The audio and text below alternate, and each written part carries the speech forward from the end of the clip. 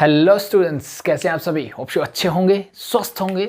तो next start करते हैं। आज का हमारा टॉपिक है एंगल बिटवीन टू लाइंस। क्या पढ़ेंगे हम? Angle between two lines. इससे पहले थोड़ी सी चीज़ें जो हमने लास्ट क्लास में पढ़ी थी थोड़ा सा रिवीजन कर लेते हैं, जिसकी यहाँ पे ज़रूरत मुझे पड़ेगी। ठीक है, तो लास्ट क्लास से हमने कुछ बेसिक चीज़ें पढ़ी थी कि भाई किसी भी लाइन के जो डायरेक्शंस कोसाइन हैं उनको हम किससे डिनोट करते हैं? एल, एम और एन से डिनोट करते हैं। अगर कोई भी दो वेक्टर्स मेरे पास हों, कि लेट बी, मैंने बोला कि एक वेक्टर मेरे पास है A and that is B a1 i cap plus b1 j cap plus c1 k cap से डिनोट किया मैंने। ठीक है, एक वेक्टर मेरे पास ये है। दूसरा वेक्टर मान लो वेक्टर b है, जिसको मैंने डिनोट किया हुआ है a1 i cap a2 I cap plus b2 J cap plus c2 के कैप। ठीक है, दो वेक्टर्स हैं मेरे पास।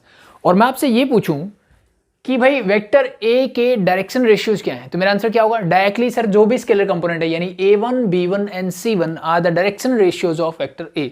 सिमिलरली वेक्टर बी के बारे में बात करूंगा तो a2 b2 c2 मेरे क्या होंगे? डायरेक्शन रेशियोज होंगे।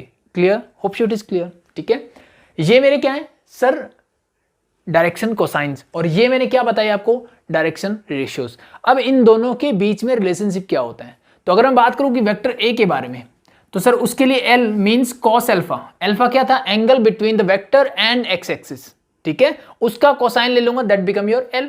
ठीक है, तो इसके लिए रिलेशनशिप क्या निकाला था हमने कि सर जैसे मैं वेक्टर ए की बात कर रहा हूं तो सर इसका L मतलब एक्स डायरेक्शन की बात कर रहा हूं तो एक्स वाला जो स्केलर कंपोनेंट है वो ले लिया मैंने, डिवाइड बाय इसी का magnitude, mean this become simply a1 square plus b1 square plus c1 square and so on.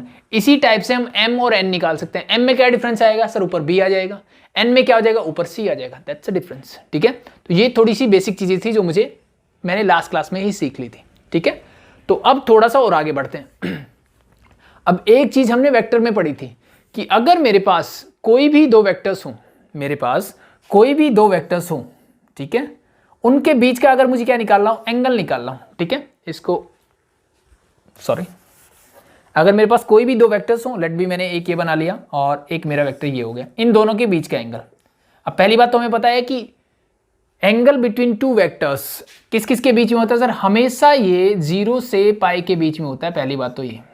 ठीक है, और दूसरा हम कैसे पता करते हैं कि एंगल कौन सा है? तो उसके लिए हम क्या करते हैं, जो दोनों वेक्टर्स होते हैं या तो उनके इनिशियल पॉइंट सेम कर लो या फिर उनके टर्मिनल और एंड पॉइंट्स को क्या कर लो? सेम कर लो। दोनों में से एक काम कर लो, फिर उन दोनों के बीच का एंगल मेजर करो। वो आपको 0 से पाई के बीच में जो एंगल मिल रहा होगा वही आपका एंगल बिटवीन टू वेक्टर्स होगा। Simple, clear? Hope so it is clear. ठीक है, अब हम वापस से आते हैं कि दो लाइंस के बीच का अगर एंगल निकालना हो तो क्या होगा। सो अब ध्यान से देखो, एक लाइन मेरी ये है, एक लाइन मेरी ये है। अगर इसका मैं कोई भी एक पोर्शन, जैसे यहां पे मैंने बोला कि this let be this is P Q, और यहां से मैंने एक पोर्शन काट लिया A Q, A B sorry. ठीक है, अब ये दो वेक्टर बन गए कि नहीं बन गए? ठीक है, मैंने 1 मिनट के लिए मान लिया, 1 मिनट के लिए, कि भाई ये ए बी वेक्टर है जो इस लाइन का पार्ट है और ये पी क्यू वेक्टर है। अब इन दोनों के बीच में जो एंगल होगा वही तो इन लाइंस का होगा, because this are the part of that line. ठीक है, ये इसी लाइन का पार्ट है। अगर ये इसी लाइन का पार्ट है, इसका मतलब इन दोनों वेक्टर्स के बीच में जो एंगल होगा वही इन दोनों लाइंस के बीच का एंगल भी होगा। Yes or no? यस। तो अब मुझे बताओ कि दो लाइंस के बीच का एंगल निकालने कैसे निकाला था हमने वेक्टर्स में? सर हमने दो तरीके पढ़े थे। एक जो आसान था वो था सर हम cos थीटा निकालते थे with the help of dot product, means a dot b, दो वेक्टर्स a और b के बीच का angle, and divide by magnitude of a into magnitude of b। एक तरीका मेरे पास एक ये था।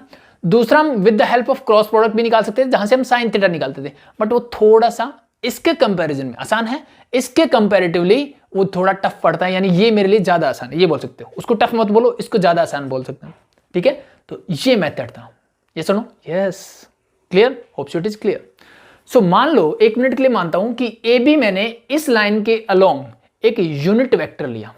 ठीक है, यूनिट वेक्टर लिया और जिसको मैं डिनोट कर रहा हूं सर L1 आई कैप प्लस M1 जे कैप प्लस N1 के कैप, और जो दूसरा पी क्यू वेक्टर है इसको भी मैंने यूनिट वेक्टर लिया, and that is your L2 i cap हो जाएगा, देन M2 जे कैप हो जाएगा, और the last one is your N2 k cap हो जाएगा। Yes or no?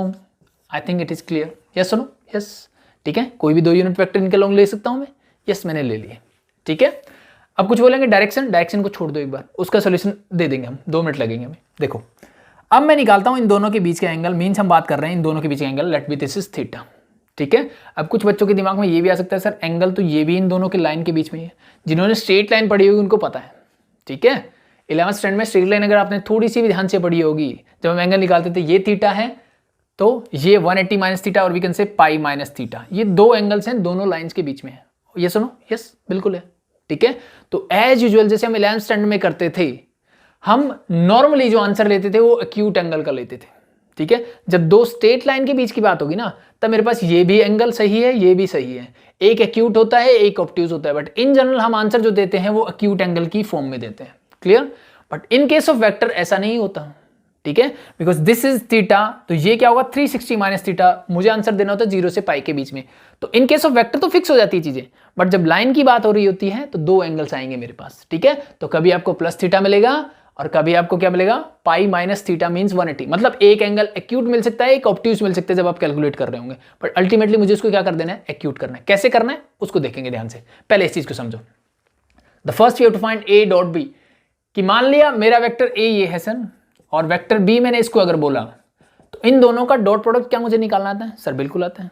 कैसे निकालते हैं? इट्स वेरी सिंपल सर, जो आई कैप यानी एक्स एक्स में स्केलर कंपोनेंट दोनों की मल्टीप्लाई की, that is your L1 L2। Similarly Y direction में M1 M2, similarly N1 N2, clear, whole divide by magnitude of vector A. अब मुझे बताओ ये मैंने क्या लिया सर? ये मेरा एक यूनिट वेक्टर है, ये मेरा क्या है, एक यूनिट वेक्टर है। और अपने लास्ट क्लास को ध्यान से पढ़ा होगा ना, तो आपको मैंने बताया था कि LMN are the direction cosines और we can say the scalar component of a unit vector. किसी भी यूनिट वेक्टर के जो मेरे स्केलर कंपोनेंट होते हैं वही मेरे डायरेक्शन कोसाइन भी होते हैं, ठीक है। सो इनका मैग्नीट्यूड क्या रहा है सर? 1। इसका भी मैग्नीट्यूड क्या आएगा? 1, क्योंकि ये यूनिट वेक्टर है। सो this is your angle between 2 lines, yes or no? Yes, ठीक है। तो अब मैं सिंपली ये बोल सकता हूं कि अगर मेरे पास 2 लाइन्स है, अब 2 लाइन्स में से वेक्टर तो नहीं मिलेंगे, वो 2 लाइन्स के लिए मेरे पास क्या बोलेगा कि एक लाइन है जिसके डायरेक्शन कोसाइन जो है L1 M1 और N1 है, एक दूसरी लाइन है जिसके डायरेक्शन कोसाइन L2 M2 और N2 है, then find the angle between the lines. तो मेरा आंसर क्या होगा? ये होगा। फिर से बात वही आती है कि सर ये एक्यूट एंगल भी आ सकता है, ऑब्ट्यूज भी आ सकता है। तो for this to be acute angle हम इस पे लगा देंगे mod, yes or no? Yes, मतलब अल्टीमेटली मैं इसकी पॉजिटिव वैल्यू लूंगा, जब पॉजिटिव लूंगा तो अपने आप फर्स्ट क्वाड्रेंट में पहुंच गए, yes or no? Yes, because ये एंगल क्या होगा, या तो थीटा हो गया pi minus theta, pi minus theta mean second quadrant, second quadrant में कॉस थीटा होता है नेगेटिव, ठीक है। तो मुझे एक्यूट एंगल ही बताना है, इसलिए मैं यहां पे क्या यूज करूंगा? मोड। आपसे दोनों पूछे गए हैं तो इट्स ओके, एक्यूट निकालने के बाद उसको 180 में से माइनस कर दो, you get your answer, clear. यहां तक होप शो क्लियर है। तो ये मेरा कब आया? देखो ये चीजें सिर्फ समझाने के लिए थी, अल्टीमेटली मुझे आंसर मिलेगा कि भाई डायरेक्शन कोसाइंस है मेरे पास और मुझे क्या करना है, उनके बीच का एंगल निकालना है। तो मेरा फॉर्मूला रेडी है, that's it, that's simple, clear, okay. अब नेक्स्ट बात आती है सर कि इन जनरल जो है मेरे पास डायरेक्शन कोसाइन की बजाय डायरेक्शन रेशियो ज्यादा गिवन होते हैं as compared to direction cosine, ठीक है, दोनों हो सकते हैं।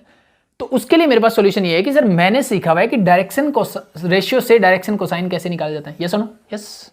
तो बस सिंपली मुझे क्या करना है, मान लो मेरे पास इस वेक्टर के डायरेक्शन कोसाइन, यानी ये इस फॉर्म में वेक्टर हो या इस फॉर्म में वेक्टर हो, तो मतलब डायरेक्शन रेशियोज क्या क्या गिवन होंगे सर? A1 B1 C1, और यहां से मिल जाएगा A2 B2 C2, यानी 2 लाइंस है जिनके डायरेक्शन रेशियोज ऐसे गिवन है। तो मुझे बताइए उनके बीच का एंगल कैसे निकालूंगा? तो इट्स वेरी इजी। अब मुझे बताइए L1 कैसे निकालोगे आप? अभी भी सीखा, दैट्स इट। तो बस ऐसे निकाल लीजिए, this simply become A1 divide by root of A1 square plus B1 square plus C1 square into L2। L2 कैसे निकालोगे भाई? इसका निकालना है तो अब इसका x कंपोनेंट ले लो A2, ऊपर क्या आ जाएगा A2 divided by magnitude of this vector, means this become your root of A2 square plus B2 square plus C2 square, that's it, clear. And plus similarly जब M1 M2 निकालोगे तो क्या आएगा सर? ये आएगा B1 B2 ऊपर, और B1 को यूनिट वेक्टर बनाने के लिए इसी वाले का मैग्नीट्यूड यानी A1 square plus B1 square plus C1 square. Similarly इसके लिए करोगे तो root of A2 square plus B2 square plus C2 square, and the last one is your C1 divide by root of A1 square plus B1 square plus C1 square, into C2 divide by root of A2 square plus B2 square plus C2 square. क्या चीज़ें clear है? Yes no? Yes. अब इसी को compile करके लिख देते हैं। देखो नीचे सब में सेम है, नीचे सब में सेम चीजें लिखी हुई है, ये हटा दूं एक बार, ठीक है। तो अल्टीमेटली मेरा cos थीटा क्या निकल के आया कि cos theta is equal to, मैं इन सबका ले लेता हूं एलसीएम। तो एलसीएम नीचे क्या दिख रहा है आपको? It's simply sir A1 square plus B1 square plus C1 square into A2 square plus B2 square plus C2 square. Clear? ये मैंने ले लिया सबका एलसीएम। ऊपर क्या बचा? A1 into A2 plus B1 B2 and plus C1 C2। That's your angle between two lines whose direction ratios are A1 B1 C1 and A2 B2 C2 respectively. That's it. ठीक है, तो इसी फॉर्मूले से मेरा ये भी आ गया। ठीक है, तो एक बेसिक से तरीके से हमने चीजों को समझ लिया कि भाई दो वेक्टर्स के बीच में मुझे एंगल निकालना आता है। ठीक है, वेक्टर्स में क्या क्या चीजें होती है? या तो डायरेक्शन रेशियोज होते हैं या डायरेक्शन कोसाइंस होते हैं। ठीक है, तो डायरेक्शन कोसाइन गिवन हो तो मेरा फॉर्मूला ये रेडी हो गया, डायरेक्शन रेशियोज गिवन हो तो ये रेडी हो गया। क्या करना है? दोनों को मैग्नीट्यूड से डिवाइड कर देना है, बस अलग ये चीज हुई। सो दिस इज थिंग। ठीक है, अब तो छोटी छोटी चीजें और देख लेते हैं, उसके बाद इसको हटा सकते हो आप ये फॉर्मूले। तो एज यूजुअल क्या करोगे आप? मोड लगाओगे कि नहीं? बिल्कुल लगाएंगे सर, क्योंकि दो लाइंस के बीच का एंगल मुझे क्या चाहिए? एक्यूट चाहिए। और यहीं पे अगर मैं बात करता हूं दो वेक्टर्स के बीच के एंगल की, तो फिर मैं मोड नहीं लगाऊंगा। ठीक है, जो मेरा आंसर आएगा क्योंकि वहां पे डायरेक्शन फिक्स्ड होगी। लाइन की डायरेक्शन फिक्स होती है क्या? नहीं। ठीक है, but in case of vectors direction fix होती है। जब डायरेक्शन फिक्स होगी तो आपको पता होगा कि मुझे वेक्टर्स कैसे निकालना है। ठीक है, जैसे मैं वेक्टर ए बी निकालता हूं तो मुझे पता है सर बी के जो पोजीशन वेक्टर है उसमें से ए के पोजीशन वेक्टर को सब्ट्रैक्ट करेंगे तब ए बी मिलेगा। ठीक है, अगर आप उल्टा कर दोगे दैट बिकम बी है। ठीक है, उसी हिसाब से मेरा एंगल आएगा। But in case of line ऐसा नहीं होता है। सो दैट्स व्हाई हम मोड यूज करते हैं ताकि उन दोनों के बीच का एक्यूट एंगल निकाल सकें। Clear? Hope so it is clear. अब एक चीज मेरी आती है स्पेशल केसेस जो हम करते हैं कि भाई अगर मेरा थीटा 90 डिग्री हो तो, यानी अगर मेरे दो लाइंस जो हो परपेंडिकुलर हो तो क्या होगा? तो इन केस ऑफ डायरेक्शन कोसाइन, भाई साइन cos 90 क्या होता है? 0। इसका मतलब मैं सिंपल बोल सकता हूं sir L1 L2 plus M1 M2 plus N1 N2 क्या हो जाएगा? That is simply equal to 0। Yes सुनो? यस। सिमिलरली अगर मेरे पास डायरेक्शन रेशियोज हैं तो ये भी तो 0 ही होगा ना भाई, और ये उधर जाएगा तो क्या हो जाएगा? ये भी 0 हो जाएगा। ये 0 हो जाएगा तो क्या बचा मेरे पास sir? A1 A2 plus B1 B2 and plus C1 C2 this is also equal to 0। So ये कंडीशन है जब मेरे पास दो वेक्टर्स क्या होंगे? एक दूसरे के परपेंडिकुलर होंगे। अब बात आती है पैरेलल होंगे तो। ठीक है, पैरेलल होंगे यानी जब थीटा आपका क्या होगा? 0 डिग्री होगा, पहली चीज। ठीक है, मैं उनको पैरेलल बोल दूं या फिर कोलिनियर। अब लाइन पैरेलल और कोलिनियर अलग अलग होती है भाई। ठीक है, दो लाइंस को आपने पैरेलल बोला, कोलिनियर बोला। कोलिनियर मींस कोइंसिडेंट लाइन बोल सकते हो आप, एक के ऊपर एक। ठीक है, वो आपकी कोलिनियर होगी, मतलब एक ही लाइन होगी वो। अल्टीमेटली आप बोल सकते हो कोलिनियर का मतलब है एक लाइन के बाद। Parallel means be like that. Clear? वो तो पता है हमें पैरेलल लाइंस कैसी होती है। ओके, तो अब बात करते हैं जब थीटा 0 होगा, पैरेलल होगी, या फिर लाइंस क्या होंगी? कोलिनियर होंगी, तब क्या होगा? ठीक है, तो उस केस में क्या होगा? ध्यान से देखो। अब ये थीटा तो हो जाएगा मेरा क्या? 0। cos 0 होता है 1, तो इसके इक्वल टू 1 लिख दो। एक कंडीशन तो मेरे दिमाग में ये आती है। दूसरी चीज मेरे दिमाग में क्या आती है कि हमने ये हटा दो भाई। अगर आपने ध्यान से देखा होगा, कल पढ़ा होगा, तो सर कि दो लाइंस को जब मैं कोलिनियर करता हूं तो उस कंडीशन में क्या होता है कि L1 is equal to L2, कि जब भी मैं दो लाइंस जो मेरी क्या है? पैरेलल है, या दो वेक्टर्स जो कि पैरेलल या कोलिनियर हैं, तो उस कंडीशन में जो मेरे डायरेक्शन कोसाइंस होते हैं वो एक दूसरे के इक्वल, रिस्पेक्टिव डायरेक्शन कोसाइन आप बोल सकते हो। ठीक है, रिस्पेक्टिव डायरेक्शन कोसाइंस क्या होते हैं? इक्वल होते हैं, कि L1 इक्वल टू L2 मिलेगा, M1 इक्वल टू M2 मिलेगा, N1 इक्वल टू N2 मिलेगा। डायरेक्शन रेशियोज की बात, डायरेक्शन रेशियोज सेम रेशियो में मिलेंगे, बट डायरेक्शन कोसाइन हमेशा सेम मिलते हैं जब दो लाइंस पैरेलल होती हैं तो। यस सुनो? क्यों भाई? दो लाइन जब पैरेलल है तो एक्स एक्सिस के साथ हमेशा क्या बनाएगी? सेम एंगल बनाएगी, तो उसकी वैल्यू क्या रहेगी? हमेशा सेम ही रहेगी। दैट्स व्हाई ये कंडीशन होती है, ये हम लास्ट क्लास में सीख चुके हैं। तो अगर ऐसा होता है तो ध्यान से देखो, L1 मैंने अभी निकाला, क्या होता है? It's very simple sir, A1 divide by root of A1 square plus B1 square plus C1 square. Similarly this is your A2 divide by root of a2 square plus b2 square plus c2 square.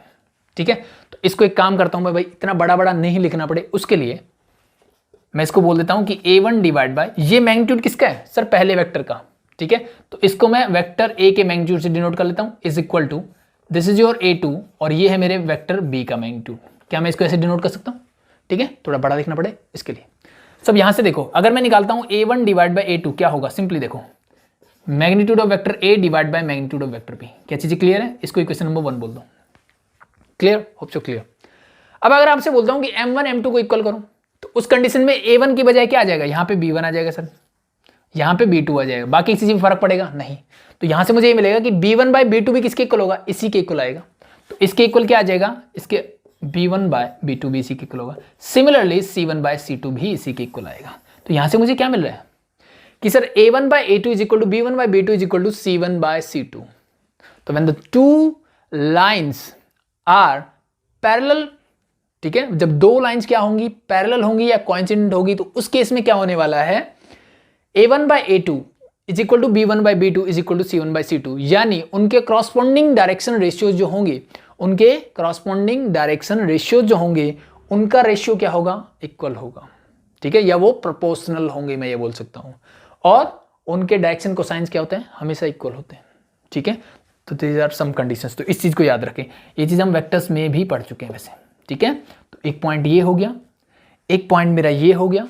ठीक है, and the next दोनों के बीच के angle निकालना हमने सीख लिया। ठीक है, तो एक दो क्वेश्चंस देख लेते हैं इससे रिलेटेड, फिर चीजें आपकी और अच्छी क्लियर हो जाएंगी। सो this is angle between two lines. और एंगल निकालना हम बाद में सीखेंगे, पहले हम स्ट्रेट लाइन की इक्वेशन निकालना सीखेंगे, देन हम एंगल पे एक पूरी एक्सरसाइज है एलिमेंट में, वो पूरी एक्सरसाइज करेंगे। तो 13.1 क्वेश्चन नंबर 7 तक हम कर चुके थे। 8 क्वेश्चन नंबर 8 नहीं बोला, find the angle between the lines. दो लाइंस गिवन है मुझे, उनके बीच का क्या निकालना है, एंगल। तो ये हटा दूंगा ऊपर से एक बार। ठीक है, तो मेरे पास फॉर्मूले रेडी हैं, जस्ट हमें वैल्यूज पुट करनी है। Find the angle between the lines whose direction cosines are. Direction cosine मुझे गिवन है, क्या क्या गिवन है sir, half minus 1/3 1/4, half minus 1/3 and 1/4। ठीक है, और गिवन है सर 1/3 1 2/3, 1/3 1 2/3, यही भाई, यस। सो ये मेरे डायरेक्शन कोसाइंस गिवन है, यानी मैं बोल सकता हूं कि this is your L1, this is your M1 and this is your N1। पहली लाइन के डायरेक्शन कोसाइन ये है, दूसरी लाइन के L2 मेरे पास ये है, M2 मेरे पास ये है, और N2 जो है मेरे पास ये है। ये तीनों मुझे गिवन है। Then we have to find cos theta, यानी एंगल थीटा निकालना है, सॉरी cos थीटा नहीं निकालना, एंगल बिटवीन टू लाइंस। तो मेरे पास फॉर्मूला रेडी है, just put the values. So cos theta is equal to mod of L1 into L2, तो ये हो जाएगा हाफ इंटू 1/3, बीच में साइन प्लस का, M1 into M2, M1 is minus 1/3 into 1 plus 1/4 into 2/3। लगा दिया मैंने पूरा फॉर्मूला, कैलकुलेट कर लो फटाफट से। ठीक है, so ये हो जाएगा 1/6 माइनस 1/3 एंड प्लस 2 2 जा, दिस इज अगेन 1/6। इन दोनों को ऐड करो क्या आएगा, 2/3 मीन्स, ये ऐड करोगे तो क्या आएगा, 2/6 means 1/3 minus 1/3, ultimately you gate 0। यानी cos थीटा क्या है सर, 0। और थीटा cos थीटा 0 कब होता है, जब थीटा की वैल्यू क्या होती है, 90 डिग्री मीन्स π/2। तो मैं बोल सकता हूँ कि ये दोनों लाइन्स एक दूसरे के क्या है, परपेंडिकुलर हैं। Simple, it's very simple, that's it. ठीक है, सिमिलरली सेकंड देखो, अब सेकंड पार्ट में इसने डायरेक्शन रेशियोज दे दिए मुझे। सेकंड पार्ट में क्या दे दिए, डायरेक्शन रेशियोज दे दिए। तो ये हटा दूं एक बार, यानी अब A B C की वैल्यू मुझे गिवन है। ठीक है, क्या क्या गिवन है देखो, 3:6 इसने बोला है कि 3:2:6 पहले के, और दूसरे के गिवन है सर मुझे 1:2, 1:2:2। तो इसका फॉर्मूला मैंने बताया, that is your cos theta, use it fast. ठीक है, तो cos theta is equal to क्या होगा देखो, mod of A1 into A2। भाई हम सब जानते हैं कि ये A1 होगा, ये B1 होगा, ये C1 होगा। Similarly this is A2 B2 C2। Clear, so A1 into A2, इसकी से मल्टीप्लाई करो 3, 2 2 जा प्लस 4 एंड 6 2 जा प्लस 12, होल डिवाइड बाय पहले वेक्टर का मैग्नीट्यूड इसका। ठीक है, means A1 square plus B1 square plus C1 square, तीनों का स्क्वायर, 3 का स्क्वायर 9, 2 का स्क्वायर 4, 6 का स्क्वायर 36, पूरे का रूट इनटू इसका करोगे 1 का स्क्वायर 1, 2 का स्क्वायर 4 प्लस 2 का स्क्वायर 4, मोड लगा दो, सॉल्व कर लो फटाफट से। 12 plus 4 16 plus 3 19 whole divide by 36 40 49 49 का रूट होता है 7, ये 9 9 का होता है 3, so ultimately you get cos theta is equal to 19/21। अब मैंने मोड हटा दिया, क्यों? क्योंकि पॉजिटिव क्वांटिटी है, तो अल्टीमेटली मोड का मतलब क्या है, सब कुछ उसका रिजल्ट पॉजिटिव आना चाहिए। तो अगर ऑलरेडी पॉजिटिव है तो मैंने डायरेक्ट लिख दिया। मान लो ये माइनस ऐसे होता, ठीक है, तो फिर मोड को हटाते टाइम ऐसे ही लिखता, अल्टीमेटली ये माइनस हटा देता, दैट्स इट। अब 19/21 मुझे वैल्यू नहीं पता, तो मेरा आंसर क्या हो जाएगा, theta is equal to simply cos inverse 19/21, that's your answer. Easy, I think it's very very very easy, ठीक है। तो कॉन्सेप्ट मैंने बता दिया है, फॉर्मूले कैसे हैं, सिर्फ वेक्टर्स, जो वेक्टर्स हमने पढ़ा था भाई। एक चीज अलग क्या हुई, यहाँ पे हम मोड यूज करते हैं क्योंकि हम हमेशा एक्यूट एंगल बताएंगे नॉर्मली, ठीक है। So that's it. अब क्वेश्चन नंबर 9 ने क्या बोला, देखो 8 के दोनों पार्ट हो गए। 9 ने क्या बोला, if A B C D are the points, मेरे पास 4 पॉइंट्स गिवन है, find the angle between A B and C D, ठीक है। तो 4 पॉइंट्स गिवन है, क्या आपको ए बी और सी डी के डायरेक्शन रेशियोज या डायरेक्शन कोसाइन निकालने आते हैं? सर बिल्कुल आते हैं, ठीक है। तो वेक्टर ए बी बना सकते हो, उसकी बजाय सिंपली देखो, अगर मेरे पास ए और बी पॉइंट गिवन है 3 4 5, चलो एक बार थोड़ा सा बता दो। पॉइंट ए गिवन है 3 4 5, पॉइंट बी गिवन है मेरे पास 4 6 3।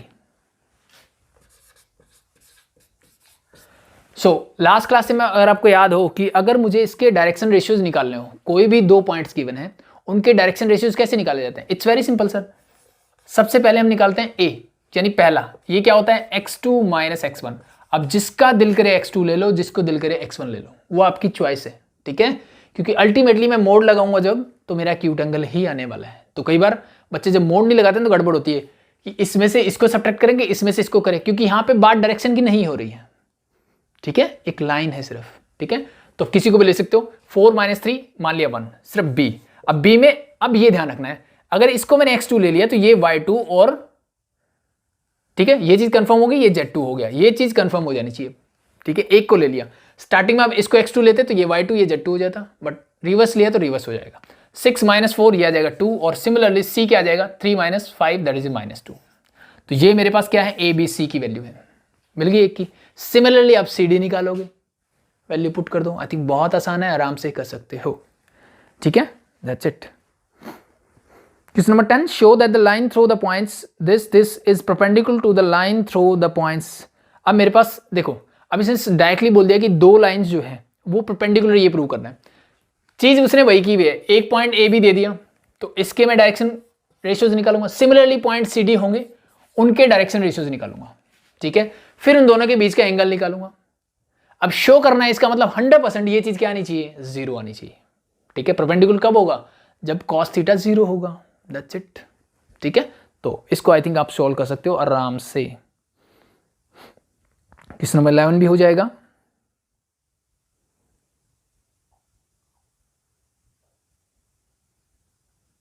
क्वेश्चन नंबर 12 तो बहुत आसान है, सिर्फ डायरेक्शन को साइन निकालने हैं मुझे। हाँ, क्वेश्चन नंबर 13 देखिए आप, ठीक है। होप सो फॉर्मूले रेडी, तो दैट्स इट। क्वेश्चन नंबर 13 करते हैं, फिर नेक्स्ट कॉन्सेप्ट की तरफ बढ़ेंगे। चलो इतना बहुत है एक बार। तो इसने क्या बोला कि find the direction cosine of the line, एक लाइन के मुझे डायरेक्शन कोसाइंस निकालने हैं, which is perpendicular to the line whose direction cosines are proportional to 1 - 1 and 2 and 2 1 - 1. So find the direction cosine. मुझे एक लाइन के डायरेक्शन कोसाइन चाहिए भाई, ठीक है। मतलब मैं मान लेता हूं कि मुझे इससे L, M और N ये तीनों चीजें निकालनी है, डायरेक्शन कोसाइन निकालना है कोई भी लाइन के। Find the direction cosine of a line which is perpendicular to the lines, which is perpendicular to the lines whose direction cosines are।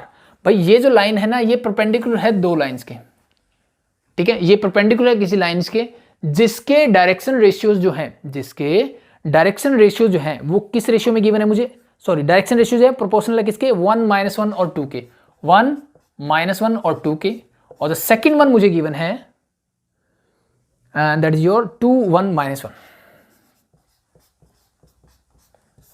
समझे ये क्या बोलना चाह रहे हैं? इसने बोला कि भाई मेरे पास एक लाइन है जैसे ही मैंने बनाई, ठीक है, जिसके मुझे डायरेक्शन कोसाइन क्या चाहिए, जिसके डायरेक्शन कोसाइन मुझे चाहिए, पहली चीज, ठीक है। अब ये जो लाइन है इसके साथ शर्त क्या है कि भाई ये लाइन जो है ना एक लाइन के परपेंडिकुलर है और उसके जो डायरेक्शन रेशियोज हैं वो प्रोपोर्शनल है किसके, इसके और इसके। मतलब इसके जो डायरेक्शन रेशियो मतलब ए बी सी होंगे। प्रोपोर्शनल का मतलब है कि भाई अगर मैं लिख दूं 1 -1 एंड 2 तो ये तीनों इक्वल मिलेंगे ऐसे, ठीक है। तो मतलब इन्हीं के रेशियो में कुछ गिवन है, ठीक है। आई बात समझ में कि नहीं आई? दैट्स इट, ये गिवन है मुझे, तो मुझे ये निकालना है। तब देखो कैसे करोगे, इट्स वेरी सिंपल। मैंने थोड़ी देर पहले पढ़ा कि दो लाइन जब परपेंडिकुलर होती हैं तो क्या होता है, परपेंडिकुलर मतलब बीच का एंगल सर 90 डिग्री, और 90 डिग्री cos 90 क्या होता है सर, 0। cos 90 0 होने का मतलब है ये हो गया 0। ए दोनों नॉन जीरो है तो इनको इधर लेके आओगे, ये भी 0 हो जाएगा। इसका मतलब जब दो वेक्टर्स या दो लाइंस क्या होती है, परपेंडिकुलर होती है, तो a1 into a2 b1 into b2 plus c1 into c2 is equal to क्या होता है 0। ये कंडीशंस होती है जब दो लाइंस मेरी परपेंडिकुलर होती है तो। क्लियर, ये सुनो। सो अब मैंने लेट कर लिया कि पहली चीज आपको कि let the direction cosine of the line is this, ये मैंने मान लिया, ठीक है। अब ये जो लाइन है इस लाइन के परपेंडिकुलर है और इसके डायरेक्शन कोसाइन इसके प्रोपोर्शनल है। मतलब सीधी सी बात ये मान लो कि ये जो लाइन है इस लाइन के परपेंडिकुलर जिसके डायरेक्शन रेशियोज ये हैं, ठीक है। फॉर्मूला पुट कर दें। और एक चीज हमने सीखी थी कि LMN यानी डायरेक्शन कोसाइन को मैं डायरेक्शन रेशियो बोल सकता हूं, but vice versa is not true. Direction ratios हमेशा डायरेक्शन कोसाइन हो ऐसा जरूरी नहीं है, ठीक है। So just put the values and calculate it. तो पहले मैंने इन दोनों का किया तो L इंटू 1, ये तो हो जाएगा L इंटू 1 मतलब L, -1 इंटू m करोगे तो क्या आएगा माइनस का m, the last one is n into 2 that become plus का 2n होल इक्वल टू क्या आ गया 0। इसको मैंने बोल दिया क्वेश्चन नंबर 1। चीजें क्लियर है? अब सेम बात इसके साथ भी है भाई, उसके डायरेक्शन रेशियो इसके प्रोपोर्शनल भी है, मतलब ये इसके परपेंडिकुलर भी है। सेम कॉन्सेप्ट यहाँ लगा दो, L इंटू 2 होगा, this become 2L, m into 1 that is plus m, and the last n into -1 it is -n equal to 0. This is your equation number 2. क्या यहां तक चीजें clear? Yes or no? Yes, ठीक है। अब बात ये आती है, होप यहां तक चीजें क्लियर है। मतलब इसने क्या बोला, एक बार फिर से क्वेश्चन पढ़ देता हूं मैं। Find the direction cosine of a line which is perpendicular to the line whose direction cosine are proportional to this and this. तो अल्टीमेटली अपने दिमाग में ये बैठा के रखो अब ये लाइन इसके परपेंडिकुलर है, ठीक है। अब डायरेक्शन इस ऐसे कोई भी लाइन चलती रहेगी जो इसके परपेंडिकुलर रहेगी, उसके डायरेक्शन रेशियो चेंज होते रहेंगे, नो प्रॉब्लम, लेकिन रहेगी तो वो इसके परपेंडिकुलर ना, ठीक है। तो मुझे दो लाइंस परपेंडिकुलर का जो रिलेशनशिप है वो यूज करना है, दैट्स इट। तो वहां से मेरे को ये दो इक्वेशंस मिल गई।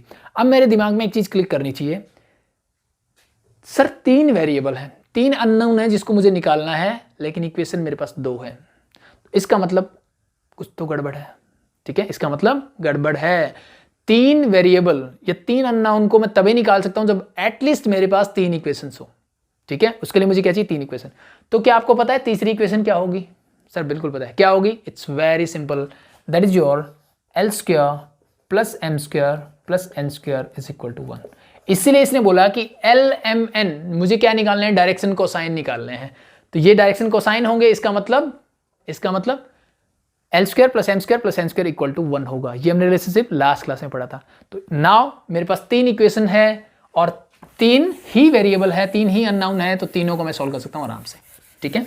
अब देखो ध्यान से जब भी आपको इस टाइप की इक्वेशंस मिले, इक्वल टू 0 मिल गया, तो क्या यूज करोगे? हम यूज करते हैं, एक हमने मेथड सीखा हुआ है, कौन से वाला, क्रॉस मल्टीप्लीकेशन मेथड। अगर आपको याद आता हो 10th स्टैंडर्ड में सीखा था। वहां पे सिर्फ डिफरेंस क्या होता था, यहाँ पे C एक कांस्टेंट रहता था, 2 x और y अननोन रहते थे। सेम कॉन्सेप्ट से यूज करना है।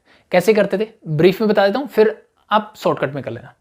कि सबके LMN 3 अननोन है, इनके कोफिशिएंट्स को लिख लो सीक्वेंस में। तो सर L के सीक्वेंस 1 और 2, M के हैं सर -1 और 1, और N के हैं सर 2 और -1, ठीक है। इक्वल टू 0 ही होना चाहिए। X वालों को एक बार फिर से रिपीट कर दो, ठीक है। फिर लिखना है X ऐसे is equal to Y divide by is equal to, sorry LMN निकालना है, सॉरी दिस इज नॉट, जो भी अननोन हो उनको लिखना है, ठीक है। जनरली हम XYZ में डील करते हैं ना, तो इसलिए वो हो जाता है, ठीक है। द नेक्स्ट स्टेप इज, जब आपको L के नीचे लिखना है, L के नीचे क्या लिखोगे, L वाली लाइन को छोड़ दो, आगे वालों को ऐसे क्रॉस मल्टीप्लाई करना है, ऊपर से नीचे मल्टीप्लाई करो, -1 इंटू -1 दैट इज +1, यहां लिख दो। बीच में साइन माइनस का, बीच में साइन माइनस का लगाना है। अब इन दोनों की मल्टीप्लाई करो, 2 1 जा 2, वो यहां लिख दो, सिमिलरली जब m की बात होगी तो m के कोफिशिएंट कौन से थे, यही तो लिखे थे मैंने, ये वाले छोड़ दो, आगे 2 की मल्टीप्लाई करना है, 2 2 जा 4 माइनस -1 इंटू 1 दैट इज -1, तो ये -1 और ये -1 अलग है, ये -1 फॉर्मूले का एक तरह से बोल सकते हो। And last one is your n मतलब ये क्या हो गया l m n मतलब ये वाला छोड़ना है, आगे तो एक ही बचा तो इसको छोड़ दो। अब मल्टीप्लाई करेंगे जो स्टार्टिंग वाली 2 थी, 1 की 1 से करो, बीच में साइन माइनस का, 2 इंटू -2 दैट इज -2, बस इसको सॉल्व कर लेते हैं करो। So this is l divide by -1 is equal to m divide by -1 plus 5 is equal to n divide by 3, ठीक है। और मान लिया मैंने ये किसके इक्वल है सर, k के इक्वल, 1 मिनट के लिए मैंने k के इक्वल ले लिया क्योंकि प्रोपोर्शनल है तो कोई ना कोई कांस्टेंट के इक्वल होगा। तो यहाँ से देखो अगर मैं पहली और लास्ट इक्वेशन को सॉल्व करूंगा तो मुझे मिलेगा l is equal to -k, इसको और इसको करूंगा तो क्या मिलेगा m is equal to 5k and the last one मुझे क्या मिलेगा n इक्वल टू 3k। इससे मुझे ये मिलता है कि l m n जो है कुछ इस तरह से होंगे, यस नो यस। तो 2 इक्वेशंस ऐसी होमोजेनियस इक्वेशंस अगर मुझे मिलती है तो उनको मैं क्रॉस मल्टीप्लिकेशन मेथड से सॉल्व कर सकता हूँ, ठीक है। आपको ये चीज़ें सिर्फ समझने के लिए यानी रफ वर्क के लिए आप सीधे यहाँ से स्टार्ट हो सकते हैं, क्लियर। पहली 2 इक्वेशन से मैंने ये चीज़ें निकाल ली। अब देखो l m n तीनों की वैल्यू किसकी फॉर्म में है, k की फॉर्म में, जस्ट यहाँ पे वैल्यूज पुट कर दो, you get your answer. l क्या है सर -k, तो -k का स्क्वायर करोगे तो क्या मिलेगा k स्क्वायर। m क्या है सर 5k का स्क्वायर करोगे तो क्या मिलेगा 25k स्क्वायर।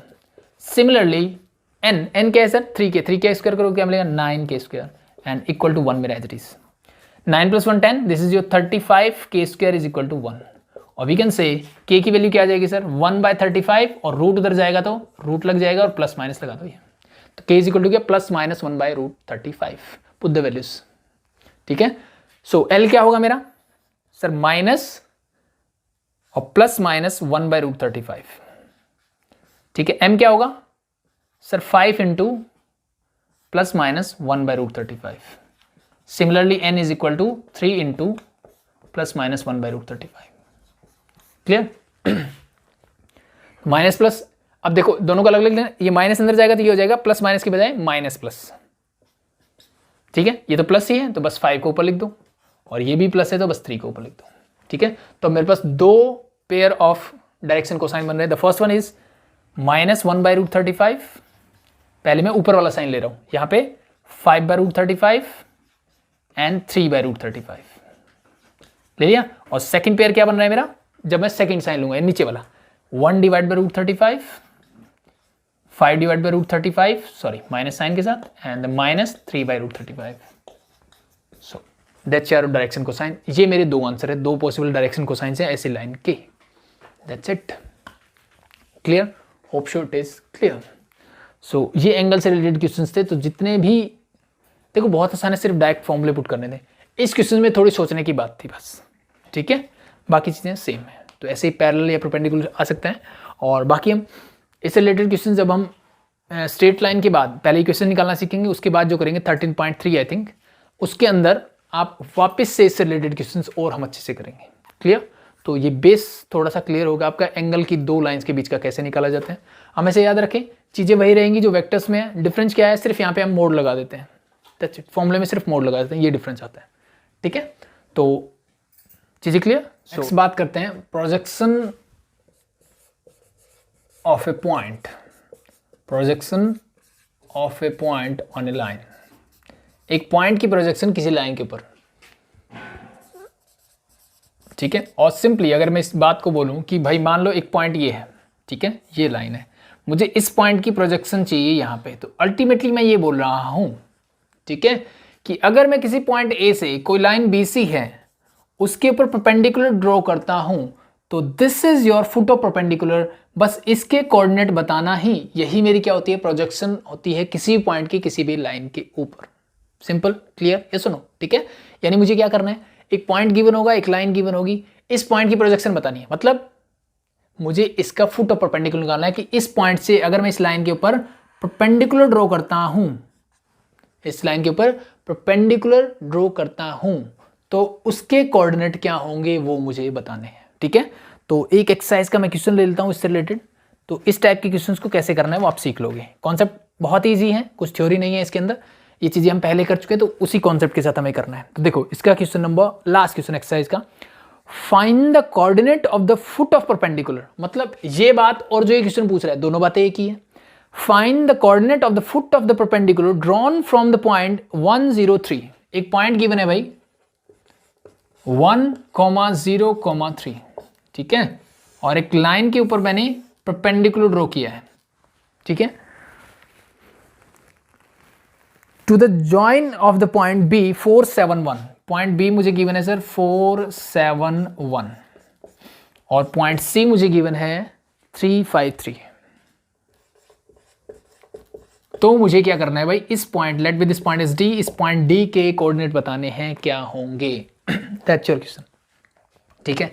तो बताओ मुझे इसको मैं कैसे निकाल सकता हूं, ठीक है। तो यहां से क्या क्या चीजें मिलती है, एक चीज तो ये मिलती है कि भाई ये परपेंडिकुलर है, यानी ये वाली जो लाइन दिख रही है आपको और ये जो लाइन है दोनों क्या है, एक दूसरे के परपेंडिकुलर हैं। पहली चीज तो ये क्लियर, ओके। अब ये जो पॉइंट डी है ये लाइन बीसी के ऊपर भी है, ये बात भी सही है, यस और नो, यस। तो अगर ऐसा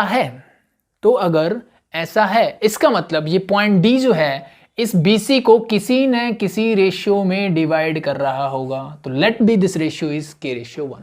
तो सबसे पहले इस क्वेश्चन को करने का तरीका यही है। बाकी चीज लिख लोगे तो सॉल्यूशन में क्या लिखोगे, लेट D डिवाइड्स BC इन K/1। पहला काम मैंने यही कर दिया। सो अब मुझे बताइए, क्या मैं D के कोऑर्डिनेट बता सकता हूं, यस और नो? क्या आपको सेक्शन फॉर्मूला आता है जो हमने 10th स्टैंडर्ड में किया था? सर बिल्कुल आता है। कैसे निकालते थे? हर एक के कोऑर्डिनेट, मान लो सिर्फ x कोऑर्डिनेट निकालना है तो क्या करते थे, इस रेशियो को इससे मल्टीप्लाई, यानी हम जनरली m/n की फॉर्म में लेते थे इसको, ठीक है। तो n की मल्टीप्लाई इससे कर देते थे, यानी nx1 plus mx2 divide by m plus n, ये मेरा फॉर्मूला रहता था। y निकालना है तो जहां जहां x दिख रहा है y से रिप्लेस कर दो, z निकालना है तो जहां जहां x दिख रहा है वो z से रिप्लेस कर दो। That's it, simple, it's simple, ठीक है। तो use it and find the coordinate of D is,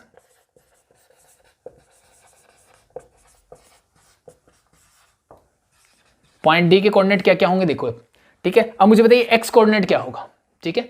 simple है सर, इस k की मल्टीप्लाई इससे करो, इस 1 की मल्टीप्लाई इससे करो, सिर्फ x कोऑर्डिनेट से, और नीचे k+1 आना है, 3 × k that is 3k + 4 divide by k+1। अब मुझे बताइए y कोऑर्डिनेट क्या होगा। अब y वाले थे तो k की मल्टीप्लाई 5 से करोगे, 7 की 1 से, तो 5k + 7 divide by k+1 and the last one is your 3k + 1 divide by k+1। चीजें clear? Hope so it is clear, ठीक है। तो ये कोऑर्डिनेट किसके आए सर? पॉइंट डी के। किसके कोऑर्डिनेट आए? पॉइंट डी के। क्लियर? अब इतना होने के बाद अब कॉन्सेप्ट वर्क करता है कि भाई AD और BC क्या है? परपेंडिकुलर है। तो सबसे पहला काम, परपेंडिकुलर होती है, पहले मुझे इनके डायरेक्शन रेशियोज निकाल लेने चाहिए। तो सबसे पहले अगर मैं बात करूं डायरेक्शन रेशियोज ऑफ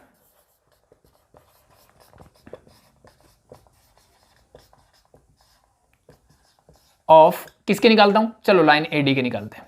AD के डायरेक्शन रेशियोज क्या होंगे? सिंपल है सर, ये दोनों कोऑर्डिनेट मुझे गिवन है तो x2 - x1, y2 - y1 and z2 - z1 कर लो, दैट्स योर, ठीक है। तो सॉल्व करो फटाफट। तो फर्स्ट हो जाएगा sir 3k + 4 divide by k+1। ये मेरा x कोऑर्डिनेट किसका है? D का। इसमें से माइनस करो a का, मीन्स -1। ये मेरा क्या आया? डायरेक्शन, फर्स्ट डायरेक्शन रेशियो, ठीक है। सेकेंड वन क्या होगा इसमें से, यानी 5k + 7 डिवाइड बाय k+1। इसमें से क्या माइनस करोगे sir? 0। And the last one is your this, means 3k + 1 divide by k+1 minus का 3, ठीक है। इनको सॉल्व कर लो, आपको डायरेक्शन रेशियोज मिल जाएंगे। ये माइनस एलसीएम तो यही आएगा, बस यहाँ हो जाएगा -k - 1, so this become plus का 2k और ये हो जाएगा 3, 2k + 3 डिवाइड बाय दिस। इसको सॉल्व करोगे तो ये 0 है, एज इट इज रहेगा। इसको सॉल्व करोगे क्या मतलब 3k से 3k कैंसिल आउट हो जाएगा, -3 + 1 माइनस का 2, so this is something like that. Hope so it is clear. So this are the direction ratios of AD। अब निकालो BC के। BC के डायरेक्शन रेशियो क्या होंगे? डायरेक्शन रेशियो ऑफ BC लिख लोगे, इजी है। तो अब आसान है मेरे लिए। 4 - 3 क्या हो जाएगा सर? 1, पहला 1 आ गया। 7 - 5 क्या आया sir? 2 and 1 - 3 that is your minus का 2। Clear? Hope so it is clear, ठीक है। अब मुझे पता है कि ये दोनों क्या एक दूसरे के परपेंडिकुलर हैं, और जब परपेंडिकुलर होते हैं तो मेरे पास क्या कंडीशन है? मेरे पास सिंपल सी कंडीशन है sir, A1 × A2 plus B1 × B2 plus C1 × C2 whole equal to क्या हो जाएगा? 0। पुट द वैल्यूज, ठीक है। सो यहां पे A1 का काम ये करेगा, A2 इज दिस, दोनों की मल्टीप्लाई करोगे 2k plus 3 divide by k plus 1, 2k plus 3 divide by k plus 1 into 1 करोगे तो एज इट इज रहेगा। इसको इंटू किससे करना है 2 से, तो दिस बिकम योर प्लस का 10k plus 14 divide by k plus 1 and the last one is your, इसकी मल्टीप्लाई -2 से माइनस माइनस प्लस, ये हो जाएगा प्लस का 4 divide by k plus 1 whole equal to मेरा हो गया 0। बस इसको सॉल्व करना है, मुझे किसकी वैल्यू चाहिए k की, k मिल गया तो सब कुछ मिल गया। ठीक है, निकालो फटाफट क्या आएगा। एलसीएम सबका k प्लस 1 या k प्लस 1 से थ्रू आउट मल्टीप्लाई कर दो, मल्टीप्लाई करोगे तो ये से कैंसिल आउट, ये भी कैंसिल आउट, ये भी कैंसिल आउट और k plus 1 into 0 is 0। 10k plus 2k that is 12k, 3 plus 14 17 plus 4 21, उसको दले जाओ तो माइनस का 21। सो k की वैल्यू क्या आई, -21 डिवाइड बाय 12। सो क्या हो जाएगा 3 4 जा एंड 3 7 जा, तो k क्या आ गया माइनस का 7/4। k की वैल्यू क्या आ गई सर -7/4। मुझे क्या चाहिए, d के कोऑर्डिनेट चाहिए, तो d के कोऑर्डिनेट क्या थे, ये हटा दो, ये रहे। बस यहाँ पे वैल्यूज पुट करो and you get the coordinate of point d। ठीक है, तो फर्स्ट में 7/4 रखो, तो ये क्या हो जाएगा -21 डिवाइड बाय 4 प्लस 4। ठीक है, और नीचे क्या हो जाएगा -7/4 प्लस 1। सॉल्व करो, ये x कोऑर्डिनेट आ रहा है सिर्फ 16, तो -5/4, तो ये ऊपर तो -5/4, नीचे माइनस का 3/4, 4 से 4 कैंसिल आउट, माइनस से माइनस कैंसिल आउट, क्या बचा 5/3। पहला कोऑर्डिनेट क्या आएगा 5/3। सिमिलरली जब आप वैल्यू यहाँ पे रखोगे और यहाँ पे रखोगे आपको क्या मिल जाएगा, तीनों कोऑर्डिनेट, तो यहाँ से लिख देना 5/3 एंड समथिंग जो भी आएगा, that's your answer. Clear, so that's it. ठीक है, अब एक चीज़ और ध्यान देने वाली बातें होती है, जैसे ये k की वैल्यू माइनस आ रही है ना, अगर आप यहाँ पे जो मैंने BC, तो इसमें से माइनस किया था, इसमें से माइनस करते तो शायद ये प्लस भी आ सकता था, तो उससे घबराने की जरूरत, k की वैल्यू इंपॉर्टेंट नहीं है, इंपॉर्टेंट है ये, और आपने क्या चीज़ें ज्यूम की, इक्वल टू 0 है तो चीज़ें वही रहेगी, कोई फर्क नहीं पड़ेगा अल्टीमेटली। सॉरी, ठीक है, नेगेटिव नहीं आएगा शायद, ultimately your answer is same. Clear, hope show it is clear. So the next बात करते हैं हम, ये तो था एक पॉइंट की प्रोजेक्शन किसी लाइन के ऊपर, अब किसी लाइन की प्रोजेक्शन किसी दूसरी लाइन की बात करें तो क्या होगा, देखो बहुत ही सिंपल सा है। सो नाउ हम बात करेंगे projection of a line on another line, किसी दूसरी लाइन के ऊपर कोई किसी भी लाइन की प्रोजेक्शन। तो वैसे तो हम प्रोजेक्शन के बारे में पहले से जानते हैं, ठीक है, the same concept is used here कि भाई एक लाइन है मेरे पास, या कोई भी एक वेक्टर हम बोलते थे वहां पे, एक दूसरी लाइन ये है, ठीक है। सो इसकी प्रोजेक्शन इसके ऊपर का क्या मतलब है, let be this is your A B, this is A C, मतलब यहां से मैं परपेंडिकुलर ड्रॉ कर लूं, ठीक है। तो ये जो पोर्शन होगा, ठीक है, ये क्या होगा, इसी लाइन ए सी की इसके ऊपर प्रोजेक्शन होगी। और मैं कहूं कि अगर मैं ऊपर से क्या करता हूं, एक लाइट सोर्स है मेरे पास कोई भी, तो उससे इसकी जो शैडो बनेगी इस लाइन के ऊपर, वही उसकी प्रोजेक्शन होती है। और सिंपली मैं बात करूं, ये वाला जो मेरा पॉइंट है सी, इससे मैं परपेंडिकुलर, यानी इसकी प्रोजेक्शन का जो पॉइंट होगा, यहां से परपेंडिकुलर ड्रॉ किया, ये तो सीखा हमने। और दूसरा पॉइंट ये, अब ये अपने आप की इस लाइन को अगर मैं यहां कर दूं तो देखो ये यहां तक बढ़ जाएगा और इसकी प्रोजेक्शन यहां आ जाएगी। यानी अगर कोई भी लाइन है उसके एंड पॉइंट की अगर मैं प्रोजेक्शन करता हूं किसी दूसरी लाइन के ऊपर, तो उनके बीच का जो पोर्शन होगा वही मेरा क्या होगा, ये दोनों एंड पॉइंट के प्रोजेक्शन के बीच का जो लेंथ होगा, सेगमेंट होगा, वही मेरे इस लाइन के ऊपर क्या होगी, प्रोजेक्शन होगी। तो अब ये दोनों लाइंस क्या है, पैरेलल, तो let be this is angle is theta. तो आप कैसे बता सकते हो कि ए बी क्या होगा, ठीक है, मीन्स ये प्रोजेक्शन क्या होगी इस ए सी की ए बी के ऊपर। तो it's very simple sir, this is A C cos theta, ये हम सब जानते हैं, yes or no bye trigonometry, कि मुझे ये चाहिए length, let be this point is P, तो मुझे projection is your A P divide में अगर मैं बोलता हूँ ए सी, देखिए किसके इक्वल होगा, कॉस थीटा के इक्वल, मुझे चाहिए ए पी, तो A P is simply is equal to A C cos theta, ठीक है। What do you mean by A C, A C means the length of this line, बस इस line की length की बात कर रहा हूँ। चीजें clear, yes or no, yes. अब ये चाहे 3D में हो 2D में हो कोई फर्क नहीं पड़ता है, ठीक है, अगर आपको चीजें समझ में आती है तो। कि जैसे फॉर एग्जांपल अगर मैं आपको थोड़ा सा 3D में करके दिखाऊं इसी चीज को, ठीक है, तो बहुत ही बेसिक और बहुत ही सिंपल सा कॉन्सेप्ट है। जैसे मान लो मैंने इसको एक्स एक्सिस बोला, ठीक है, और कोई भी वेक्टर मैंने ये वाला लिया, ठीक है, कॉर्नर वाला वेक्टर, मतलब आप अपने रूम को कंसीडर करो, किसी भी एक कॉर्नर को ओरिजिन मानो, और इस कॉर्नर से जो बिल्कुल अपोजिट कॉर्नर होगा उसके ऊपर एक उसके अलोंग एक कोई भी रोड या कुछ भी आप लगा सकते हो, ठीक है, लाइन अज्यूम कर सकते हो, उसकी प्रोजेक्शन अब मुझे एक्स एक्सिस पे चाहिए तो मैं कैसे निकालूंगा। अब ध्यान से देखो, अल्टीमेटली मैं इस पॉइंट से एक्स एक्सिस के ऊपर क्या करूंगा, एक परपेंडिकुलर ड्रॉ करूंगा, ठीक है। अब ये 3D 2D में देखना थोड़ा सा मुश्किल है, जस्ट मिनट, ठीक है, ये देखो ये है, ठीक है। तो ये अगर मेरे पास एक लाइन होगी, ये लाइन होगी, अब इसकी प्रोजेक्शन मुझे इस पे चाहिए, तो इसका मतलब मैं यहाँ क्या करूंगा, यहां से मैं परपेंडिकुलर ड्रॉ करने वाला हूं, ठीक है। मतलब ये लाइन कुछ ऐसी होगी, यहां से ऐसे परपेंडिकुलर ड्रॉ करोगे, तो ये वाला जो कोऑर्डिनेट, मतलब अल्टीमेटली मैं बात कर रहा हूं कि जितना आप किसी भी पॉइंट तक जाने के लिए, एंड पॉइंट जाने के लिए एक्स डायरेक्शन में मूव करते हो, वो उसकी प्रोजेक्शन ही होती है अल्टीमेटली, ठीक है। तो कोई भी 3D में लो 2D में लो, डजंट मैटर। 2D में तो बहुत आसान हो जाता है, देखो ऐसे हो जाता है, तो ये अगर लाइन होगी तो मैं यहाँ से परपेंडिकुलर ड्रॉ कर दूंगा, ये मेरी प्रोजेक्शन बन जाएगी। But in case of 3D visualization चाहिए थोड़ा सा, कि ये थोड़ी मेरी बाहर होगी ऐसे, ठीक है। तो इसका एंड पॉइंट आप कहीं पे भी प्रोजेक्ट करो, यानी सिंपल सा कॉन्सेप्ट ये है सर कि मुझे जो भी पॉइंट दिया हुआ है, जिस भी एक्सिस पे मुझे चाहिए, वहां से मैं, जैसे मुझे y पे चाहिए तो मैं यहां से परपेंडिकुलर ड्रॉ कर दूंगा, ठीक है। ये डायग्राम में आपको नहीं दिखेगा, बट एक्चुअली अगर आप ऑब्जर्व करोगे, एक बॉक्स लोगे या रूम को कुछ भी कंसिडर करोगे, तो आपको दिखेगा कि this is perpendicular to this, ठीक है। कोई भी फेस होगा ना, ठीक है, ऐसे कोई भी लाइन जा रही है, ये मेरा फेस है, इससे जो भी लाइन जाएगी वो हमेशा बेस के परपेंडिकुलर होगी। Clear, yes or no? Yes, ठीक है। तो hope so it is clear. और एक चीज जो मैंने आपको बताई थी कि भाई अगर ऐसी लाइन मैंने ले रखी है, इस लाइन को कहीं, अगर ये इसके परपेंडिकुलर है, इस प्लेन में मैं इसको कहीं घुमाता रहूं, ये हमेशा ही इसके परपेंडिकुलर रहेगी। वही कॉन्सेप्ट यहाँ पे वर्क करता है, ठीक है। समझ में आई ये चीज? अच्छी बात है, नहीं आई तो बस सिंपल सा ये याद रखो। Clear, hope so it is clear.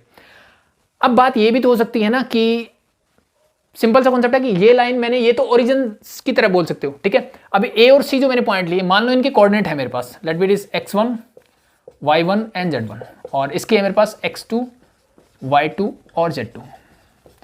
अब मुझे बताइए इसकी प्रोजेक्शन निकाल सकता हूँ क्या? कॉन्सेप्ट तो वही है, लाइन तो ये भी है ना, it start from the origin और नॉट। मैंने दोनों चीजें पहले ही एक्सप्लेन कर दी आपको। अल्टीमेटली मुझे क्या चाहिए, इसका मैग्नीट्यूड चाहिए और उसके साथ थीटा, मींस जिस लाइन, यानी जिस लाइन के साथ, जिस लाइन के ऊपर आपको प्रोजेक्शन चाहिए, उस लाइन और जिसकी प्रोजेक्शन चाहिए, उन दोनों के बीच का एंगल चाहिए आपको, पहली चीज, ठीक है। मतलब कॉस थीटा चाहिए, एंगल में नहीं, कॉस थीटा ही निकालो डायरेक्टली, ठीक है। और जिस लाइन की प्रोजेक्शन चाहिए उसका मुझे क्या चाहिए, मैग्नीट्यूड चाहिए। बस इतनी सी चीज होती है। क्लियर और not? It is very clear, ठीक है। तो अगर मैं इस चीज को ध्यान से समझूं, ये हटा दूं एक बार, तो कॉस थीटा क्या है सर? एंगल बिटवीन इन दोनों लाइंस के बीच का एंगल। तो इस AC को मैंने एज इज रखा। कॉस थीटा हमने सीखा था कि दो वेक्टर्स के बीच का एंगल हम कैसे निकालते हैं, cos theta is equal to दोनों का डॉट प्रोडक्ट सर, पहली बात, डिवाइडेड बाय दोनों का डॉट प्रोडक्ट, डिवाइडेड बाय नीचे क्या आता है, दोनों का magnitude. Yes or no? Yes, दोनों का मैग्नीट्यूड। सो अगर मैं ध्यान से देखूं, कॉस थीटा मैंने थोड़ी देर पहले निकालना सीखा, सेम फॉर्मूला था, ठीक है। वहां पे सिर्फ हम डायरेक्शन कोसाइंस की बात कर रहे थे। तो अगर मैं आपसे पूछूं कि इसके डायरेक्शन रेशियोज क्या होंगे, तो मेरा आंसर होगा सर सिंपल सा, x2 minus x1, y2 minus y1 and the last one is your z2 minus z2। क्या ये चीजें मुझे पता है? Yes or no? यस, बिल्कुल, ठीक है। और मान लो इसके डायरेक्शन कोसाइन की अगर मैं बात करता हूं, ठीक है, तो मैंने यूनिट वेक्टर लिया, let be it is L1 LMN से ही डिनोट कर लेता हूं मैं, ठीक है, क्योंकि मैं इस डायरेक्शन में सिर्फ यूनिट वेक्टर की बात कर रहा हूं। आप चाहो तो ABC होगा तो भी कोई फर्क नहीं पड़ेगा, डजंट मैटर, ठीक है। वो सारी चीजें सिर्फ समझने के लिए 1 मिनट के लिए मान लिया मैंने। क्लियर? Okay, clear. सो अब कॉस थीटा क्या होता है, दोनों वेक्टर्स का प्रोडक्ट, डॉट प्रोडक्ट, दोनों वेक्टर्स का डॉट प्रोडक्ट। क्या मैं इन दोनों वेक्टर्स का डॉट प्रोडक्ट निकाल सकता हूं? Yes or no? सर बिल्कुल निकाल सकते हैं, ठीक है। मेरे पास दोनों के क्या है, डायरेक्शन रेशियोज हैं। मतलब अल्टीमेटली अगर मैं वेक्टर फॉर्म में लिखना चाहूं तो इसके साथ I हो जाएगा, प्लस इसके साथ J लग जाएगा, और प्लस इसके साथ लग जाएगा K। Similarly this become LI cap plus MJ cap and plus NK cap. अगर मैं वेक्टर फॉर्म में इसको लिखना चाहता हूं तो this is something like that. अब इन दोनों का डॉट प्रोडक्ट क्या होगा, I वाले को I से, Y वाले को, सॉरी J वाले को J से और K वाले को K से मल्टीप्लाई कर दो, तो this simply become x2 minus x1 into L, sorry, plus y2 minus y1 के साथ क्या लग जाएगा, J, and similarly z2 minus z1 के साथ क्या लग जाएगा, K। Clear? Sorry, L, M और N, सॉरी भाई, ठीक है। x2 minus x1 into L, y2 minus y1 into M, z2 minus z1 into N। Hope so ये चीजें आपको पता है। होल डिवाइड बाय मैग्नीट्यूड किस किस का, इन दोनों वेक्टर्स का, यानी मैं बोल सकता हूं AC का मैग्नीट्यूड ठीक है। और भाई इसको तो मैंने यूनिट वेक्टर लिया तो इसका मैग्नीट्यूड होगा 1, इससे ये कैंसिल आउट। तो ये अल्टीमेटली क्या मिल रहा है मुझे, क्या निकाला मैंने, ये प्रोजेक्शन तो निकाली, ठीक है, projection of line AC on line AB, that's it. इसका मतलब सिंपल सा क्या चाहिए मुझे, क्या चाहिए मुझे, चाहे 2 पॉइंट हो, 3 पॉइंट हो, 10 पॉइंट हो, कोई फर्क नहीं पड़ता अल्टीमेटली मुझे। अल्टीमेटली क्या फर्क पड़ता है, बस इसके डायरेक्शन रेशियोज निकाल लो, इसके डायरेक्शन रेशियो डायरेक्शन कोसाइन जो दिल करे निकाल लो, उनका डॉट प्रोडक्ट निकाल दो, यू गेट योर आंसर। उनका सिर्फ क्या निकालना है, वो डॉट प्रोडक्ट निकालना है, दैट्स इट, ठीक है।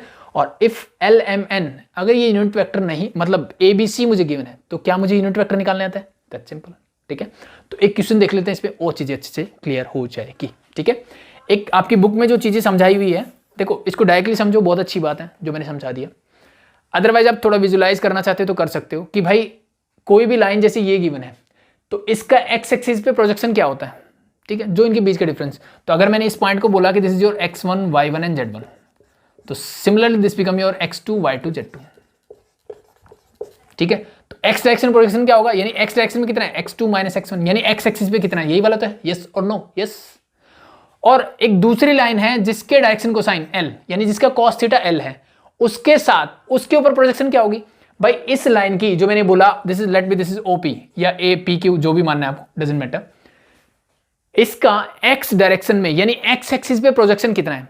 सीधी सी बात है यार, कोई भी x y ले लो, कोई भी लाइन ली मैंने, ठीक है, ये पॉइंट अगर x, y है ना, तो मुझे सिंपल सा पता है यहां से परपेंडिकुलर ड्रॉ करने पे ये लेंथ x ही आएगी, यानी जितना ये x एक्सिस पे जा रहा है, तो अब ये कितना जाएगा सर, ये जाएगा x1, ये जाएगा x2, ठीक है, दोनों के बीच का डिफरेंस x2 माइनस x1, तो वो इस लाइन का प्रोजेक्शन होगा, ठीक है। ओरिजिन से यहां तक आने का प्रोजेक्शन कितना होगा, x1, ओरिजिन से यहां तक आने का x2, लेकिन मुझे चाहिए P और Q के बीच में, तो क्या होता है x2 minus x1, clear, okay. तो ये प्रोजेक्शन कितना हो गया मेरा, x2 माइनस x1, ये हो गया x एक्सिस के अलोंग। अब मुझे तो कोई x एक्सिस पे नहीं चाहिए प्रोजेक्शन, मुझे कोई और ही लाइन पे चाहिए जिसके डायरेक्शन रेशियोज आपके पास क्या होंगे, L डायरेक्शन कोसाइन LMN होंगे। L का मतलब क्या है, simply sir cos phi, yes no, yes. तो अगर मैं किसी भी लाइन की लेंथ है मेरे पास, जैसे मैंने x2 माइनस x1 बोला, ये क्या एक लेंथ ही तो है, उसके साथ cos थीटा लगा देता हूं, तो मुझे क्या समझ में आता है सर, सिंपल सी मुझे बात ये समझ में आती है कि जैसे मैंने cos थीटा किसी लेंथ के साथ लगाया, ठीक है, तो ये थीटा जिस भी के साथ ये AC लाइन बना रही होगी उसकी प्रोजेक्शन आ जाएगी, यानी AC की प्रोजेक्शन जिस भी साथ, जैसे यहाँ AC किसके साथ बना रही है, AP के साथ, ठीक है, तो इसकी प्रोजेक्शन इसके ऊपर आ गई, सीधी सी बात है, वही निकालना होता है। तो सिमिलरली अगर मैं इसको किससे मल्टीप्लाई कर दूं, L से, सो इसकी x डायरेक्शन में जो भी कोऑर्डिनेट था उसकी प्रोजेक्शन उस लाइन पे आ गई जिसका डायरेक्शन कोसाइन L है x डायरेक्शन में। सिमिलरली ये y डायरेक्शन में, z डायरेक्शन में, तीनों को ऐड कर दिया, कंबाइन आ गई, क्लियर, दैट्स इट, ठीक है। समझ में अच्छी बात है, नहीं आया तो डायरेक्ट सीधी चीज बात मैंने बता दी, ठीक है। इससे हम क्वेश्चंस आराम से कर सकते हैं, ठीक है। तो चीजों में थोड़ा सा विजुअलाइजेशन लगता है 3D में, बाकी बहुत चीजें आसान है, कोई दिक्कत नहीं है। सो हम कहाँ तक, क्वेश्चन नंबर 13 तक मैं करवा चुका हूँ अधिक। हाँ, क्वेश्चन नंबर 14 देखिए, find the projection of the line segment joining the point. एक लाइन सेगमेंट की मुझे क्या चाहिए, प्रोजेक्शन चाहिए, लाइन सेगमेंट जो ज्वाइन करती है 2, 1 और 3 को, and the second point is your 0 to 8, ठीक है। अब किस पे प्रोजेक्शन चाहिए वो देखिए, whose direction ratios are 1 to 2, find the projection of a line segment joining the 2 point this and this on the line whose direction ratios are, जिसके direction ratios क्या क्या गिवन है, 1 to 2। अब ध्यान रखो, these are the direction ratios, ये मेरे direction ratios हैं, ना कि डायरेक्शन कोसाइंस, ठीक है। तो सबसे पहला काम मेरा ये होना चाहिए कि मैं यहां से डायरेक्शन कोसाइंस निकालो, यानी LMN की वैल्यू निकालो फटाफट, क्या होगा LMN क्या आएगा सर, L के लिए x कोऑर्डिनेट को एज इट इज लिखा और इसका मैग्नीट्यूड, ठीक है, यानी a² + b² + c² का पूरे का रूट, 2 2 जा 4, 4 + 4 8 + 1 9, 9 का रूट क्या आएगा 3, it is 1/3, 2/3 and 2/3। Hope show LMN ABC से निकालना आपको आता है, ठीक है। अब मेरे पास फॉर्मूला रेडी है प्रोजेक्शन निकालने डायरेक्टली, x2 माइनस x1, ठीक है, तो यहां से ले लो, 0 - 2 करो या 2 - 0 करो, ठीक है।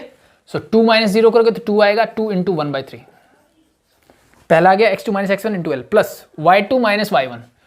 तो अब मैंने 2 - 0 किया तो 1 - 2 करोगे तो क्या आएगा, -1 × 2/3, तो -2/3। And the last one is your z2 - z1, 3 - 8 -5 × this, so -10/3, ठीक है। इसको सॉल्व कर लेते हैं, यू गेट योर आंसर। तो this is your 2/3, -2/3 and -10/3। This and this get cancel और मेरे पास आंसर आया -10/3। अब मैं आपसे एक क्वेश्चन है मेरा, क्या मेरी प्रोजेक्शन नेगेटिव हो सकती है? What do mean by projection? ठीक है भाई, ये था मैंने सिर्फ, और बात कर रहा हूं मैं लाइन की, मतलब सिर्फ मैग्नीट्यूड की बात हो रही है, डायरेक्शन की बात ही नहीं हो रही। तो जब डायरेक्शन की बात नहीं हो रही तो इसका मतलब मुझे आंसर चाहिए प्लस, यानी दिस आंसर इज 10/3। ये चीज अपने दिमाग में रखें। तो जब मैंने इसमें से इसको माइनस किया तो नेगेटिव आया, उल्टा कर देता तो ये पॉजिटिव ही आता। तो इससे घबराना नहीं है, प्रोजेक्शन मेरी हमेशा पॉजिटिव रहेगी, मेरा आंसर भी क्या होना चाहिए? पॉजिटिव ही होना चाहिए। दैट्स इट, ये दिमाग में रखें। ठीक है, तो इसको x2 किसको ले रहे हो, x1 किसको ले रहे हो, ये मैटर नहीं करता। मैटर ये करता है कि आपको क्या पता है प्रोजेक्शन क्या होती है। ठीक है भाई, एक लेंथ है, ये भी एक लेंथ है, और लेंथ कभी नेगेटिव हो सकती है क्या? नहीं ना, दैट्स इट। ठीक है, मैग्नीट्यूड यानी लेंथ कभी भी नेगेटिव नहीं हो सकती। That's simple thing. सिमिलरली देखो सेकंड पार्ट, ठीक है, तो सेम एज इट इज कर सकते हो, आई थिंक कोई प्रॉब्लम नहीं आएगी। क्वेश्चन नंबर सेकंड पार्ट भी फॉर्मूला रेडी है, this is the formula for the projection of A, ठीक है, प्रोजेक्शन होगा। ठीक है, एक चीज और कर सकते हो आप, अगर आप करना चाहो तो कर सकते हो थोड़ा और, कि भाई ये जो वेक्टर आ गया मेरा, इसका मैग्नीट्यूड निकाल लो, फिर उसके साथ cos थीटा, दोनों के बीच का एंगल cos थीटा निकालो। बट उससे ज्यादा बेटर ये तरीका पड़ता है, इसलिए फॉर्मूला बना है। ठीक है, तो आप वैसे भी कर सकते हो फुल प्रोसेस। क्वेश्चन नंबर 15 देख लेते हैं, आज का लास्ट क्वेश्चन, फिर करेंगे ये चीज। क्वेश्चन नंबर 15 ने क्या बोला, देखो ध्यान से, कि P Q R S R points, भाई 4 पॉइंट है पी क्यू आर एस। ठीक है, जो भी गिवन है लिखेंगे एक बार। प्रूव बाय प्रोजेक्शन, प्रोजेक्शन से मुझे प्रूव करना है कि that P Q is at right angle to R S. मतलब मुझे प्रूव करना है कि पी क्यू और आर एस दोनों एक दूसरे के क्या हैं, परपेंडिकुलर हैं। ठीक है, सो लेट बी, मैं इसको पी क्यू ऐसे लिख लेता हूँ, let be this is your R S. ठीक है, अब ये जरूरी नहीं है पॉइंट आर इसके ऊपर हो या ना हो। ठीक है, आगे पीछे भी हो सकता है, डजंट मैटर। चलो कंफ्यूज मत होना, इसको मैं ऐसे लिख सकता हूँ। तो पॉइंट्स क्या क्या गिवन है, देखो -2 3 4, ये पॉइंट P है। पॉइंट Q मुझे गिवन है -4 4 6,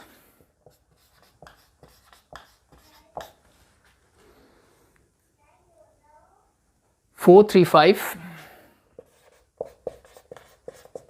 और द लास्ट पॉइंट मुझे गिवन है सर 0 1 2।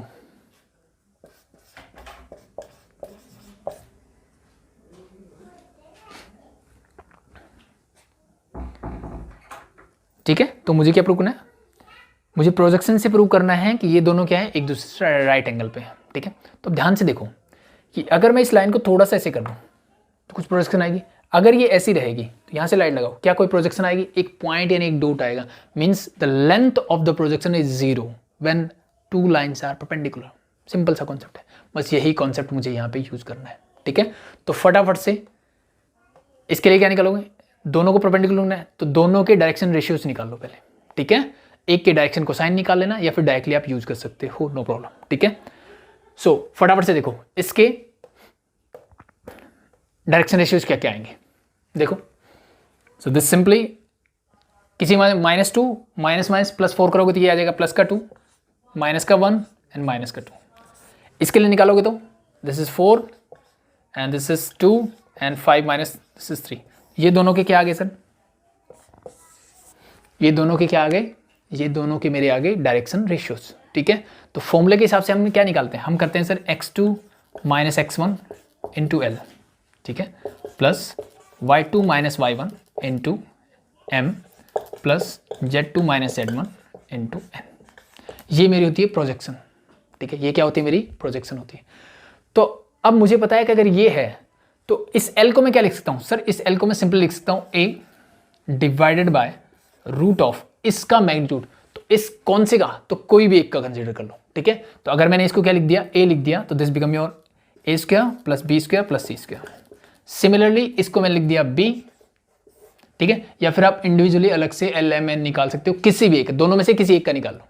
ठीक है, दोनों में से किसी एक का निकाल लो, क्योंकि किसी एक की प्रोजेक्शन मुझे प्रूव करनी है। इसकी प्रोजेक्शन भी 0 होनी है, इसकी भी 0 होनी है, कोई फर्क नहीं पड़ने वाला।